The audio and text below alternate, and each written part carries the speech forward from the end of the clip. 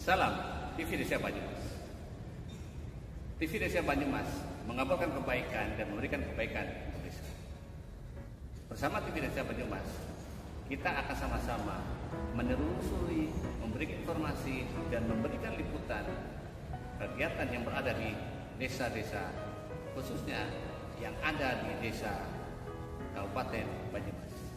Perlu kita ketahui bahwa sebuah desa adalah bagian terpenting bagaimana sebuah pembangunan negara kesatuan Republik Indonesia. Untuk itu, TV Desa Banyumas akan memberikan liputan khusus tentang perkembangan pembangunan desa di Kabupaten Banyumas. Bersama Imanuddin melaporkan. Terima kasih. Assalamualaikum warahmatullahi wabarakatuh. Yang pertama yang kami hormati Bapak Kepala Desa Rempoah, yang kami hormati Bapak Kepala Tulung Klaten ya. Yang saya hormati Bapak Ibu perangkat desa Pulung, Lembaga Desa Pulung, Tulung ya, kirain Pulung, Tulung ya. Terus kemudian perangkat desa Rempoah yang pada hari ini hadir, Bapak BPD, kemudian Bapak Ibu pengurus BUMDes Berkah Maju Bersama.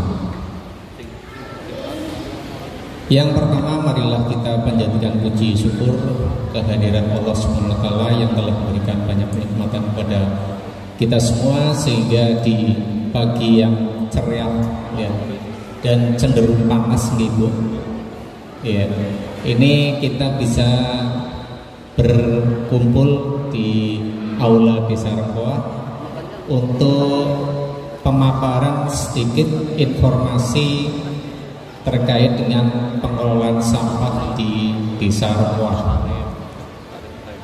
Salawat serta salam marilah kita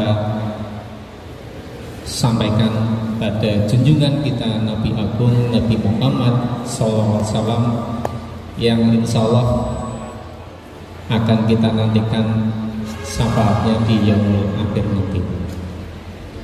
Bapak Ibu yang saya hormati, di sini saya akan sedikit menyampaikan informasi terkait dengan pengelolaan sampah di Desa Rempoah. Ya, Desa Rempoah ini merupakan desa ibu kota kecamatan Baturaden.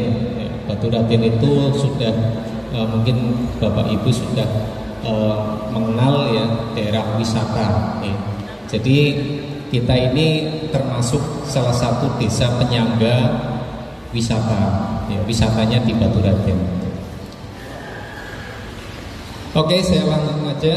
Ini adalah pengelolaan sampah di TPS 3R ya. Kita di Banyumas ini salah satu di antara sekarang ada 40-an Ibu ya, tempat seperti di Desa Rempoah ya.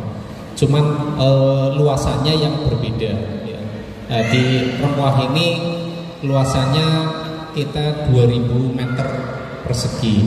Untuk luas bangunannya itu 1000 meter persegi. Jadi kalau boleh ini ada aula mungkin sekitar 4 kalinya ini ya. Jadi lumayan luas ya.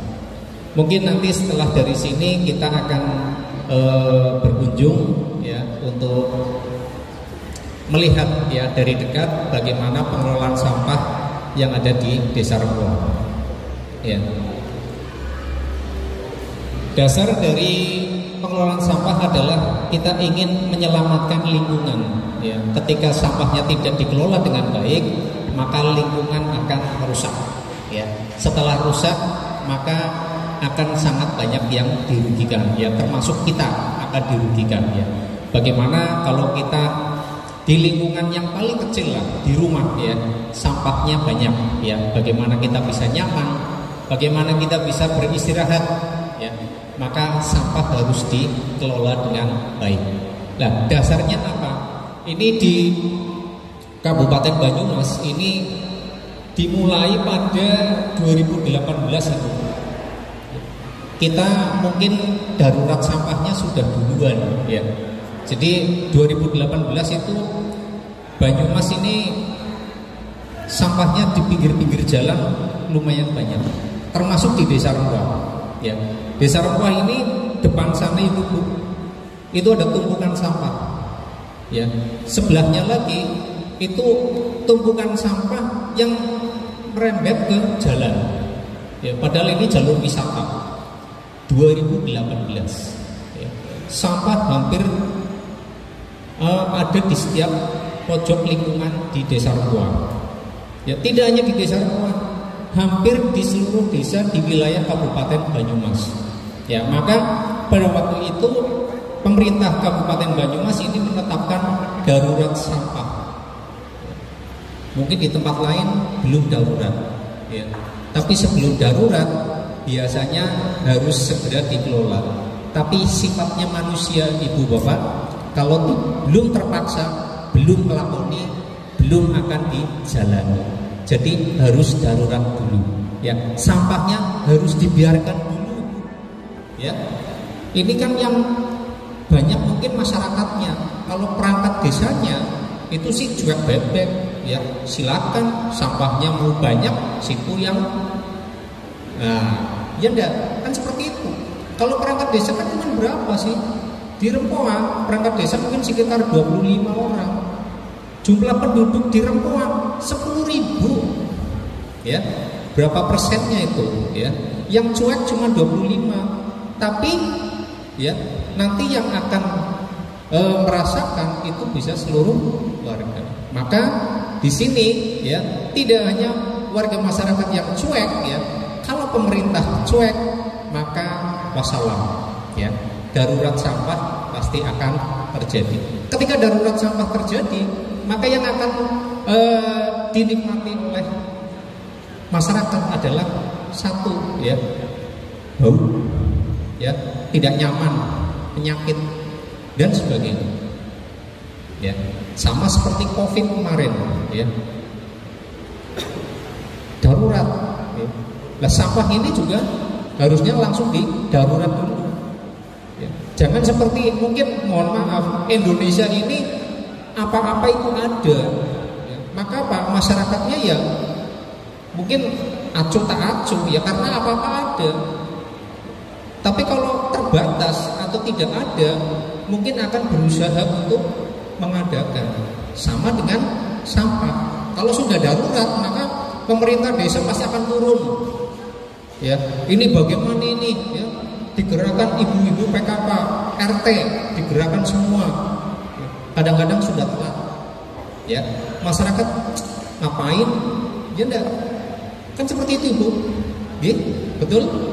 Betul ya. Nah, dari 2018 di 2019 ini mulai ya, pemerintah Kabupaten Banyumas ini mendorong kepada desa-desa di wilayah Banyumas untuk apa? Mengelola sampah ya, dari sumbernya. Ya. Sumbernya itu di mana? Sumbernya itu di rumah tangga. Ya, di rumah-rumah ya. Di rumah-rumah itu dikendalikan. 2018 ya. Waktu itu 2018 masyarakatnya masih cuek ya, masih acuh ya. Mungkin tahun kemarin juga masih acuh. Tapi sekarang ya, di Kabupaten Banyumas sendiri khususnya itu sudah tidak ada lahan untuk pembuangan akhir alias apa? TPA. Sudah tidak ada. Maka apa? Sampahnya harus dikelola. Peran dari pemerintah Kabupaten Banyumas itu tidak akan melayani lagi untuk apa? Pengambilan ke desa-desa. Biarkan. Karena apa? Di pemerintah desa itu ada anggaran yang besar sekali. Ya, salah satunya untuk apa sih? Ya, pengelolaan sampah. Ya, pengelolaan sampah. Nyun sewu Pak Kades Tulung. Okay. Untuk desa Tulung itu APBD-nya berapa Pak? Kalau boleh tahu. 1,5 M ya. Kalau disepil 100 juta lah buat ngolah sampah. Kira-kira ikhlas apa enggak, Pak? Ikhlas sekali ya. Itu setahun, Bu. Ya, 1 tahun 100 juta kok ya.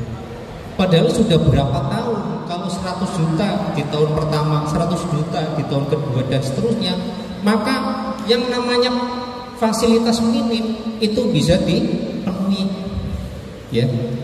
Syukur-syukur apa? Perangkat desanya ini ada inovasi kreatif.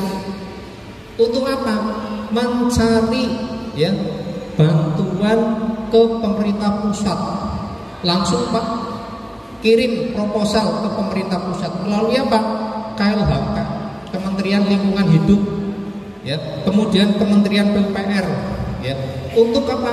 Dibuatkan fasilitas pengolahan sampah yang mumpuni, sehingga Pak bantuan dari pemerintah desa yang 100 juta itu bisa dipakai untuk yang lain ya. Sehingga kalau cuma satu desa kecil Bu ya, untuk desa Rempoa, Hanggar Kempoa ini kita melayani 6 desa Bu ya. Jadi kalau panjenengan nanti pulang dari sini harus rame-rame menyodorkan apa? Ayo Pak Lurah bikin kegiatan pengolahan sampah seperti di desa Rempoa ya. Kalau enggak berarti panjenengan kesini cuma apa? Kepingin ke Batu Pak Raden nggih. Betul nggih? Jadi jangan sampai apa? Ini peningkatan kapasitas lembaga desa bungkusnya ya. Tujuan utamanya adalah plesir. Nggih. Itu. Ya. Kenapa TPST 3R itu di Rempoa? TPST itu tempat pengelolaan sampah terpadu 3R, metode pengelolaan sampahnya 3R. Kenapa? Salah satunya adalah Desa Rempoa di wilayah Kecamatan Baturadin ini memiliki luas lahan yang paling besar. Kemudian yang kedua, memiliki jumlah penduduk kurang lebih 10.000. Ya, kalau di Desa Tulung berapa Pak? 3.000, sepertiganya ya, kecil ya. Tapi kalau dibiarkan ya jadi gunung apa? Gunung sampah ya. Terus kemudian Desa Rempoa juga memiliki masalah sampah sampai sekarang pun yang masih ada walaupun kita sudah jalankan. Kenapa? Ya, yang namanya masyarakat itu ada yang open, tapi ada yang kadang-kadang orang waras, buangnya ya sekarang dewek. Betul nggih? Apalagi orang yang kaya, ya. Ya ndak, orang kaya kan masa bodoh di jalan, ya, di sungai coba. Tapi saya yakin, percaya di tempat panjenengan tidak ada yang seperti itu. Ya. Moga-moga tidak ada. Ya. Kalau ada dicatat Bu, ya, kemudian didoakan, ya, setiap hari Jumat. Biar apa? Ya betul. Kemudian yang berikutnya, Desa Rempoa ini banyak tempat perkantoran pemerintah, ya. Ada kantor kecamatan, ada kantor distrik, ada perbankan, ada sekolahan, ada SMA, SMK, SD, SMP. Jadi berkumpulnya di sini. Maka di tempat ini dibangun TPST. Kemudian yang berikutnya, ya, bahwa Desa Rempoa tadi yang saya sampaikan merupakan desa penyangga wisata Baturadin. Jadi harus apa? Harus bersih. Kalau nggak bersih maka panjenengan nggak bakalan kesini. Nggih? Betul? Terus kemudian merupakan ibu kota kecamatan. Itu yang penting, ya. Kalau bukan ibu kota kecamatan mungkin nggak dilirik, ya. Ketika nggak dilirik maka pemerintah desa harus, ya, bergerak sendiri, mandiri, ya. Terus kemudian tadi yang kita sampaikan bahwa metode pengolahan sampah di TPS, ya, T Desa Rempoa ini ada reduce, reuse, dan recycle. Nah, ini berdasarkan apa? Ini kita sesuai dengan Undang-Undang Pemerintah Republik Indonesia, ya. Jadi nggak asal, ya. Jadi kita ada dasarnya, gitu. Nah, ini mungkin yang nantinya bisa diterapkan secara sederhana di wilayah lingkungan masing-masing, ya. Ada reduce, upaya untuk apa? Kita mereduksi, mengurangi, ya. Mengurangi. Sekarang sudah mungkin kalau di Kabupaten Banyumas, ya, ini sudah mulai dikurangi penggunaan kantong plastik, ya. Di tempat panjenengan mungkin sudah seperti itu, ya, dikurangi. Tapi kembali lagi warga masyarakat, ya, kayak gitu kok kan sepele, ya, ngapain harus dikurangi. Jadi kadang-kadang ya kembali lagi ke masyarakatnya, seperti itu. Kemudian reuse, menggunakan kembali. Ada barang-barang yang bisa dipakai kembali, ya dipakai kembali, ya.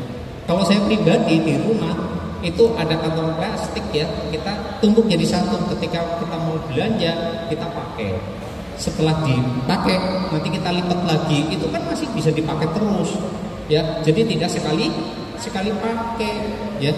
Apalagi kalau ibu-ibu kan seneng, ya, habis kondangan dapat tentengan, ya, tentengannya plastiknya bagus, ya, kantong, ya, untuk snacknya itu bisa dipakai berkali-kali. Itu salah satu untuk apa? Menggunakan kembali. Kemudian mendaur ulang, ya. Ini ada beberapa yang bisa didaur ulang. Bapak Ibu mungkin di tempat panjenengan atau kita sudah banyak mendengar yang namanya bank sampah. Betul nggih? Oke. Kalau di Desa Tulu ada? Belum ada bank sampah. Sudah ada? Belum ada, Pak? Oh, belum ada. Nah, itu nanti bisa dikembangkan bank sampah. Nanti bank sampahnya itu bisa organik, bisa anorganik. Nanti saya kasih tahu caranya, ya. Bagaimana menuju ke 3R, ya. Kegiatan pengurangan sampah, ya. Ini berupa pembatasan timbulan, ya. Ya, timbulan itu yang munculnya sampah itu, ya, itu harus dikurangi, harus ditekan. Jangan sampai itu dibiarkan sehingga timbulannya akan terus bertambah. Nah, kalau bertambah maka harus segera ekstra keras untuk mengelolanya. Kalau tidak maka akan banyak tumpukan lagi, ya.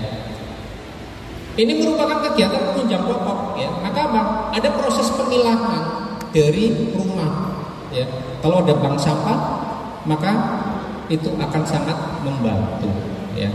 Jadi nanti sampah yang bermanfaat itu bisa dipilah, ya. Kemudian bisa dikumpulkan, kemudian bisa dijual, ya. Setelah dijual bisa buat beli beras, ya. Jangan buat beli pulsa, ya. Jadi nanti bisa ada manfaatnya ke depannya. Kemudian untuk yang organik begitu juga, ya. Sementara, ya, mungkin orientasi kita yang namanya sampah organik adalah untuk pupuk. Betul Ibu, Bapak? Betul, ya. Tapi pupuk itu prosesnya lama, Pak. Nanti saya kasih tahu triknya biar cepat. Asal apa? Gak jijik, ya. Saya yakin ibu-ibu ini gak ada yang jijik, ya. Pernah lihat belatung Ibu? Pernah, ya? Pernah megang? Ya, nanti ketika ke lapangan harus megang, ya, satu-satu, ya. Kalau nggak ada yang megang nanti saya paksa untuk megang, ya. Itu adalah uang, ya, uang yang bisa dimanfaatkan atau dihasilkan dari pengelolaan sampah. Itu dari sampah organik. Jadi sampah organik itu sangat besar sekali, ya, komposisinya di sampah masyarakat organik, ya. Nanti harus megang, oke? Kalau bapak-bapak saya percaya, ya, tidak ada yang takut dengan belatung, ya. Tapi kalau yang ibu-ibu, ya, mungkin banyak yang dilihat seperti itu, ya. Nah, ini mungkin yang ada, ya, pemahaman dari warga masyarakat, ada paradigma lama, ya, pemahaman yang lama ini, ya. Sampah dikumpulkan kemudian diangkut dibuang, ya. Di tempat panjenengan Desa Tulung sementara seperti itu, ya. Pokoknya dikumpulkan, ya, diangkut kemudian dibuang, ya. Dibuangnya dikirimnya ke sungai. Nggak tahu. TPA. TPA-nya tahu Bu? Ke sungai katanya. Oh, yang truk kuning ya? Betul, yang truk kuning. Truk kuning itu berarti dari Pemkab ya? Nah, dari LH ya, dari LH. Kalau di sini sudah nggak ada Pak, ya. Ah, itu ya, Nah, ya, ini ya, sampah dikumpulkan, diangkut, dibuang di belakang rumah. Nah, ini yang lama Pak. Ya. Kalau yang baru, ya, harus direduksi dulu, ya, diredus, dikurangi. Setelah dikurangi apa? Nanti harus dikumpulkan, dipilah, ya. Setelah itu apa? Ada residu, ya. Residu itu kayak apa ya? Mungkin mohon maaf, ya, kanvas, ya. Kemudian pembalut itu masuk residu. Kemudian kain-kain, ya. Gara-gara dapat rezeki nomplok, ya, kaos yang lama dibuang, ya, beli yang baru. Nah, ini masuk ke residu, ya. Kemudian ada lagi yang parah lagi, ya, pengantin baru, ya, langsung ganti kasur, ya, kasurnya dibuang. Nah, ini ya ada, ya, selimut, ya, pokoknya segala macam yang terbuat dari kain itu masuk ke residu, ya. Itu parah, ya. Dibuang, setelah dibuang, ya, itu tidak ada yang ngopeni, harus diapakan itu, kan jadi masalah. Betul gak? Terus kemudian dengan metode yang baru, metode paradigma yang baru ini, maka pengelolaan sampah itu sebenarnya bisa dilakukan setiap desa asal ada kemauan, ya. Nanti dukungan dari pemerintah, dalam hal ini pemerintah desa, itu adalah mengkomunikasikan hasil olahan dengan dinas lingkungan hidup, ya, mengkomunikasikan bahwa di Desa Tulung sudah ada pengolahan sampah. Kami kebingungan untuk membuang residu, ya, yang tadinya mungkin 3.000, kalau 3.000 mungkin satu harinya tidak lebih atau kurang dari 1 ton Pak, satu hari, ya.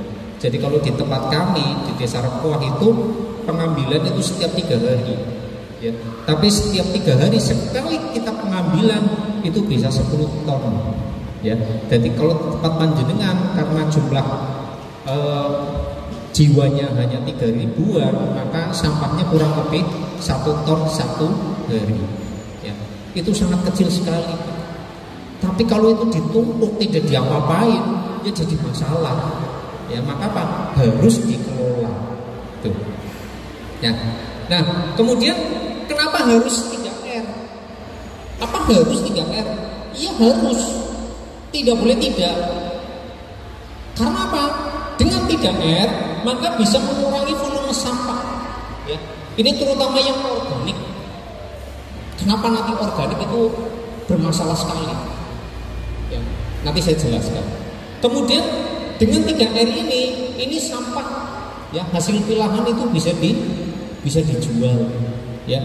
Kemudian bisa bernilai ekonomis. Apalagi kalau ibu-ibu dalam forum PKK mau memanfaatkan sampah pilahan, ya, yang tidak bernilai ekonomis dijadikan, ya, mungkin kerajinan tangan, ya. Kalau bapak-bapak suruh bayar, ya, ibu-ibu yang bikin, kan seperti itu, ya.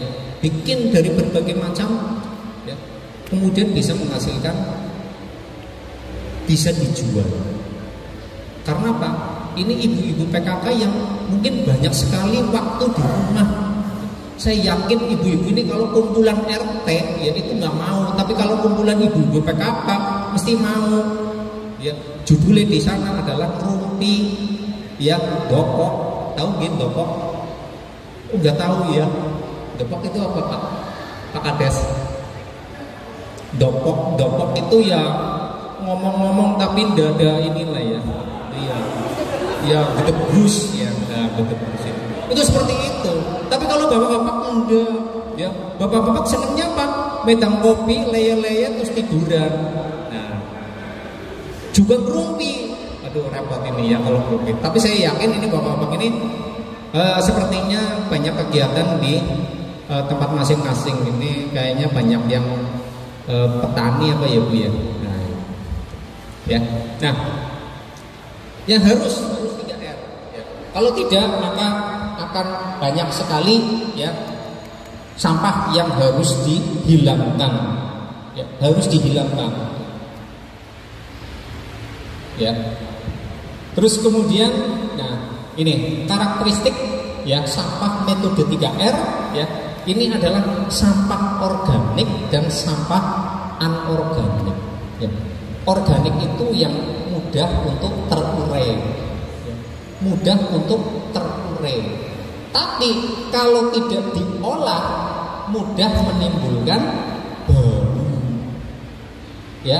Kemudian menimbulkan penyakit, ya. Kemudian bisa mendatangkan lalat. Nah, ini organik. Kalau yang anorganik itu tidak, Ibu. Kalau yang anorganik itu mudah untuk dimusnahkan, ya. Bisa dengan dibakar, ya. Kemudian bisa dengan diolah kembali, ya. Seperti di kami, ya, itu ada yang diolah kembali, tapi ada juga yang dibakar. Tetapi bakarnya itu tidak sembarangan. Nah, ini yang di masyarakat ini terkadang bakarnya masih sembarangan, sehingga di beberapa tempat itu jadi masalah, ya, diprotes dan sebagainya. Nah, ini komposisi sampah yang ada di masyarakat, ya. Tadi saya sampaikan bahwa untuk yang organik ini lumayan besar, ya. Komposisinya ini bisa mencapai 75%. Ya. Maka di kami, ya, untuk sampah organik ini gimana caranya biar apa? Sampah itu bisa segera terserap. Ya. Jadi yang tadinya 75% itu endingnya terakhirannya itu bisa menurun drastis. Karena apa? Dimanfaatkan. Ya, dimanfaatkan. Kalau tidak dimanfaatkan maka akan jadi masalah. Ya. Saya ceritakan Bapak Ibu. Sampah organik mungkin di pemahaman panjenengan semua bisa dibikin pupuk, betul nggih Pak? Betul? Proses saya tanya, ada yang pernah bikin pupuk dari sampah? Ada? Belum Pak? Belum, karena prosesnya lama Pak. Ya. Untuk membuat sampah dari membuat pupuk dari sampah itu paling dia butuh sekitar 3 bulan Pak. 3 bulan. Ya, kita harus sering mengaduk, sering menyiram 3 bulan. Coba. Nah, ini kan menjadi masalah Pak. Ya kalau sampahnya sekilo 2 kilo, kalau sampahnya 1 ton, ya sehari 1 ton, 2 hari 2 ton, ya sebulan 30 ton. Mau ditaruh di mana? Setelah itu pupuknya hasil buatan itu mau dipakai buat pertanian, betul nggih? Masyarakat di kami ini wilayah Batu Raden ini cenderung subur, ya. Jadi masyarakatnya itu sudah tidak perlu pupuk, ya. Ini jeleknya di masyarakat wilayah Batu Raden, termasuk di Remua, ya. Warganya itu kepinginnya apa? Pupuknya yang pupuk pabrikan, instan, kimia. Ya, sekarang nabur, kalau bisa besok itu langsung ya kan repot itu ya. Ya. Jadi komposisinya seperti ini ya, ada plastik, ada kertas, ada kaca dan sebagainya, kayu ya. Yang organik ini yang 75%. Ini yang jadi masalah. Di semua tempat masalah. Ya, mungkin dari kementerian, loh itu bisa dibikin menjadi pupuk. Ya kalau ngomong tak gampang Pak, sama saya. Ya, ini ngomongnya gampang, nanti panjenengan kelakoni susah. Kenapa susah? Prosesnya lama, ya. Butuh biaya, butuh tenaga, ya. butuh tempat untuk mengelola, butuh alat, ya, hasilnya belum tentu maksimal. Maka ya saya memberikan solusi, ya, salah satunya adalah dimanfaatkan untuk pakan ternak. Betul? Ada yang ibu bapak ini pelihara ternak ayam, apa entok, apa bebek? Ada nggih? Berapa ekor Pak? Kalau boleh tahu? Variasi rata-rata ayam berapa? 20 ya, setiap rumah ya. Itu lahannya sempit apa lahannya luas Pak? Sempit ya. Jangan-jangan ya sebelah rumah ini pelihara ayam 10, besok paginya tinggal 8. Yang 2 kemana? Dibawa sama tetangga. Ya risiko, karena Pak, ayamnya itu berkeliaran ya. Kemudian biar tidak berkeliaran, ya berarti harus dikurungi. Ya, maka apa? Setiap ya ada wilayah 1 RT itu paling tidak ada tempat untuk pemeliharaan komunal. Artinya apa? Dikumpulin. Setelah dikumpulin nanti apa? Diberi makannya itu sampah organik sisa rumah tangga. Langsung keserap, Bu. Ya, langsung keserap. Saya di sini juga sudah mempraktekkan ya sampah ya untuk organik yang ada di tempat pengolahan sampah desa Rekoa. Ini yang lebih dari 1 ton 1 hari. Sebagian besar kita berikan kepada ternak ya. Ada entok, ada bebek, ada ayam. Kan kita nggak modal untuk pakannya. Betul nggak Bu? Ya. Setiap 3 bulan kita panen, sampahnya terserap, ya kan tidak masalah, ya. Yang tadinya komposisinya 75% itu paling-paling tinggal sekitar 30-20%. Itu dipakai untuk apa? Kalau di kami kita pakai untuk budidaya maggot, alias apa tadi Bu? Belatung. Tapi belatung ini belatung yang bernilai ekonomis itu, ya. Nilai proteinnya itu tinggi sekali, di angka 30 sampai 40%. Maka di negara-negara maju itu sebagai cemilan, ya, sebagai cemilan untuk apa? Program diet. Paham Ibu? Program diet. Yang makan ya yang pengen diet, ya.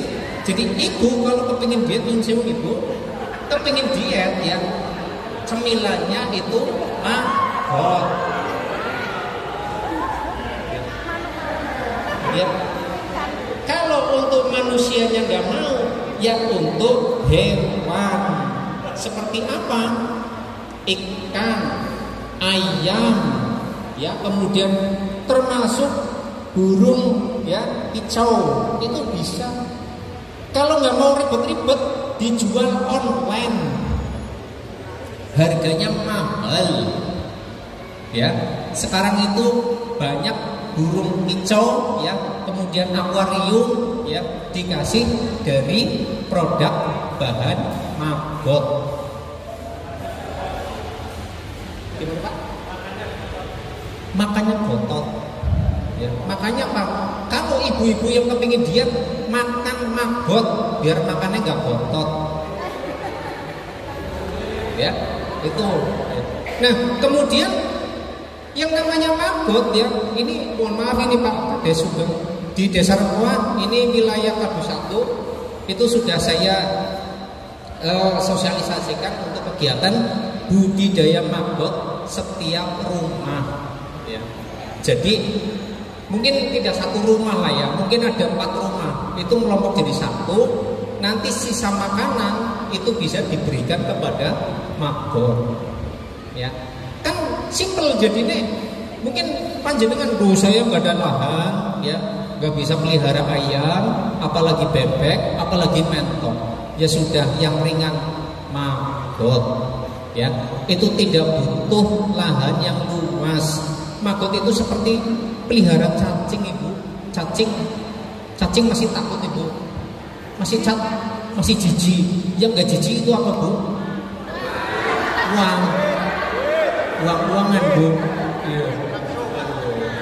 Ini bapak-bapak, ini ibu-ibunya kepingin uang-uangan yang tidak menjijikan, ya gitu. Nah ini ya, jadi apa? Dengan kondisi seperti itu, maka sampah organik yang komposisinya 75% itu sebenarnya bisa terserap semua, ya, di warga masyarakat, ya, untuk budidaya maggot, ya, ternak, ayam, ya, entok, ya. Atau kalau ada lahan lebih luas bisa perikanan. Coba, masih ada sampahnya? Nggak ada. Paling-paling sampah yang apa? Yang jenis anorganik. Ya seperti apa? Plastik, kertas, ya. Kemudian apa? Ya semuanya segala macam bungkus, ya, makanan ringan. Itu masih bisa dimanfaatkan, itu kegiatan ibu-ibu PKK. Ini nanti ibu PKK jangan seminggu sekali, ibu. Kegiatan ini seminggu sekali, bu. Kegiatan PKK apa setiap hari? 1 bulan sekali.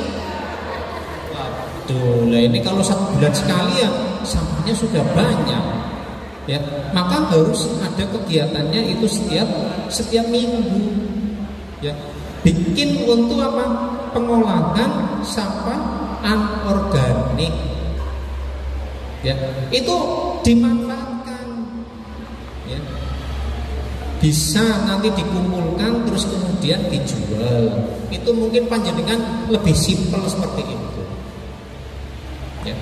Daripada panjenengan ngumpulin sampah kemudian bikin kerajinan, ya. Wis dilek, tahu dilek ibu? Apa dilek? Itu dilek itu apa ya? Bahasanya rempuak, ya.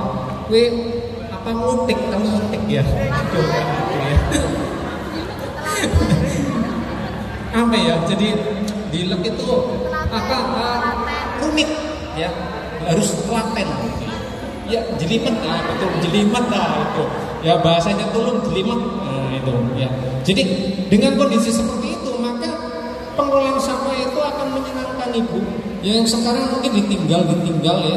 Besok mungkin pulang dari sini harus segera action, bu. Jangan nunggu, jangan bikin proposal dulu, ya. Di sini ada Ibu Nurah. Udah ini Ibu Nurah, ya. Bu, langsung gerak, bu.